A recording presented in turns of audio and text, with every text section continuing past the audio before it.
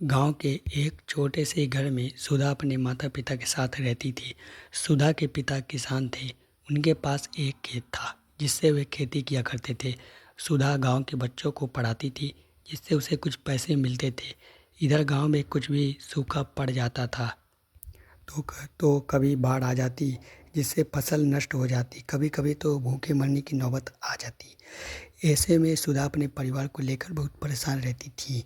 इधर इसके माता पिता इसकी शादी को लेकर बहुत परेशान रहते थे। सुधा की एक सहेली थी, सपना। वह अच्छे से संपन्न परिवार से थी। उसके पिता ने उसे पढ़ाने के लिए शहर भेज दिया।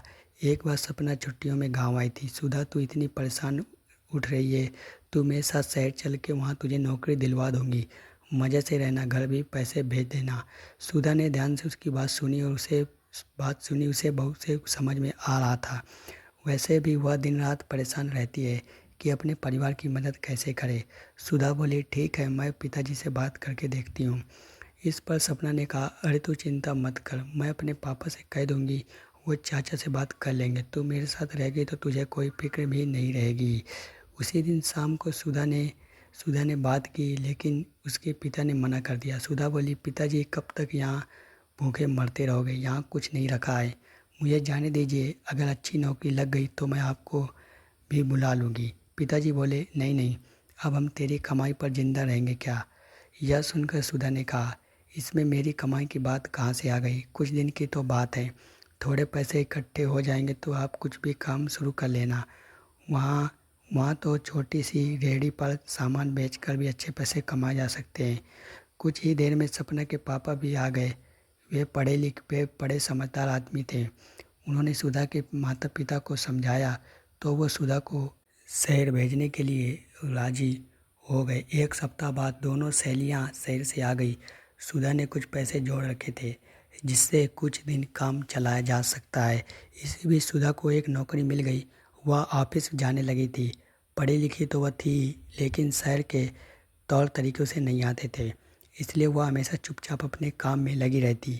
सुधा का ऑफिस हुआ घर जिसमें सुधा अपने साथ रहती थी बहुत दूर था।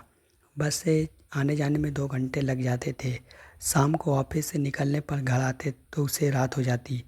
रात को आवारा लड़के इधर उधर घूमते थे जिनसे बचते बचते वह घर पहुंचती थी। एक दिन सुधा ऑफिस के बाद बस स्टैंड की ओर जा रही थी। तभी पीछे से एक बाइक पर महेश उसके पास आकर रुका। महेश उसके ही ऑफिस में काम करता था और कभी कभी काम में सुधा उसकी मदद कर दिया करती। वह बोला, सुधा जा रही हो, लेकिन आज तो बस की हड़ताल है। दोपहर को यहाँ से किसी बस का एक्सीडेंट हो गया था, पब्लिक ने बस फूंक दी, तब से सारे बस वाले हड़ताल पर चल गए। यह सुनकर सुधा डर गई। अब वह घर से कैसे जाएगी? वह इधर उधर ऑटो ढूंढने लगी, लेकिन जो भी ऑटो आ रहा था वह पहले से भरा था। तब महेश ने कहा, सुधा बैठो, मैं तुम्हें घर छोड़ देता हूँ। बस न होने के कारण ऑटो पहले से ही भरे हुए हैं। सुधा डरते डरते महेश की बाइक पर बैठ गई। कुछ ही देर में दोनों घर पहुंच गए। सुधा ने महेश से कहा, आपका बहुत बहुत धन्यवाद, आप नहीं होते तो पता नहीं क्या होता। महेश बोला, मैं यहाँ पास में ही रहता हूँ और रोज़ इसी रास्ते से जाता हूँ। अगर तुम्हें बुरा लगे तो तुम मेरे साथ चला करो। तो एक तो हम दोनों एक ही जगह, फिर बसों में धक्के खाने का क्या फ़ायदा? सुधा झुकते हुए बोली, नहीं, आप परेशान हो रहे हो, मैं चली जाऊंगी। महेश ने मुस्कुराते हुए कहा, अच्छा बाबा, तुम्हारा आत्मसम्मान अड़ रहा है तो कभी बाइक में पेट्रोल भरवा देना, कभी कभी चाय पिला देना। फिर उसने सीरियस होते हुए कहा, देखो, सुबह की तो कोई बात नहीं है, रात को यहाँ गुंडागर्दी शुरू हो जाती है। अनजान शहर हो, तुम अकेली हो, अपनी सेफ्टी के बारे में सोचो। सुधा हाँ कर देती है और मुड़कर अपने फ्लैट की ओर चल देती है। सुधा को रात को सुधा सपना में सारी बातें बताती है तो सपना कहती है, सुधा, अपनी गांव की सोच से बाहर निकल कर दुनिया देख, अच्छा खास दोस्त मिल रहा है। शहरों में यह सब आम बात है, यहाँ कोई टोकने थोड़े आ रहा है। अगले दिन सुधा महेश के साथ ऑफिस जाने लगी। धीरे धीरे उनकी नज़दीकियाँ बढ़ने लगी। दोनों को एक दूसरे के साथ अच्छे लगने लगा। ऑफिस से निकल कर दोनों इधर उधर घूमने लगते, साथ में कॉफ़ी पीते, मज़े करते। महेश सुधा को छोड़कर आता था। समय जैसे पंख लगाकर उड़ रहा था। एक दिन जब घर पहुंचती तो देखती उसके पिताजी बैठे हैं। अरे पिताजी, आप कब आए? पिताजी बोले, बस बेटा, तुझे बहुत समय से देखा नहीं था इसलिए चला आया। कैसी है तू और इतनी देर में से घर आती है? सुधा को लगा जैसे चोरी पकड़ी गई। वो बोली, बाबा, शहर में ऐसा ही होता है, नौकरी में बहुत काम करना पड़ता है और आते आते रात हो जाती है। पिताजी ने जताते हुए कहा, बेटा देख ले, नहीं तो घर चल, वहाँ तेरा खर्चा ही चल रहा था। तुझे परेशान देखकर बहुत तकलीफ़ होती है, तेरी माँ भी बहुत परेशान रहती है।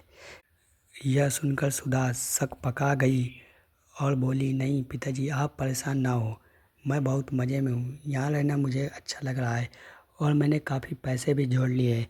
कल हम बैंक से निकाल कर आपको दे दूँगी, ले जाना। यह सुनकर पिताजी बोले, नहीं बेटा, हम तेरी कमाई कैसे ले जा सकते हैं, तू अपने पास ही रख, जब भी तू परेशान हो घर आ जाना। अगले दिन सुबह होते ही उसके पिता गाँव चले गए। उस दिन सुधा को थोड़ा डर लगने लगा कि कहीं उसकी चोरी पकड़ी न जाए, क्योंकि वह महेश के प्यार में पड़ चुकी थी और गांव में यह सब बुरा मान जाते हैं लोग। महेश उसे लेने आया तो उसके साथ ऑफिस के लिए निकल गई। रास्ते में उसने सारी बात बता दी। वह महेश से कुछ नहीं छुपाना चाहती थी।